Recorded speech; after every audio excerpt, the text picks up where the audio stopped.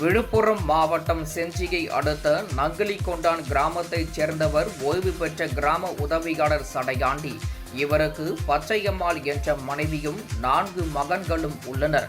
இவர்களின் 3வது மகன் மருதாச்சலத்தை தவிர மற்றவர்கள் குடும்பத்துடன் வெளியூரில் வசித்து வருகின்றனர். நங்கிலிகொண்டான் கிராமத்திலேயே மனைவி மற்றும் 2 குழந்தைகளுடன் வசித்து வரும் மருதாச்சலம் வேலைக்கு செல்லாமல் மது குடித்துவிட்டு அடிக்கடி வீட்டில் தகராறு செய்து வந்ததாக கூறப்படுகிறது.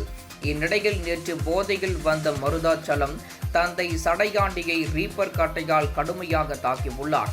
இதில் படுகாயமடைந்த சடையாண்டி சம்பவ இடத்திலேயே பரிதாபமாக உயிரிழந்தார். தகவலறிந்து விரைந்த செஞ்சி காவல்துறையினர் சடையாண்டி சடலத்தை கைப்பற்றி உடற்கூறாய்விற்காக அரசு மருத்துவமனைக்கு அனுப்பி வைத்தனர். மேலும் இதுகுறித்து வழக்கு பதிவு செய்து தலைமறைவாக இருந்த மருதாச்சலத்தை கைது செய்தனர். இச்சம்பவம் அப்பகுதியில் பரபரப்பை ஏற்படுத்தியுள்ளது.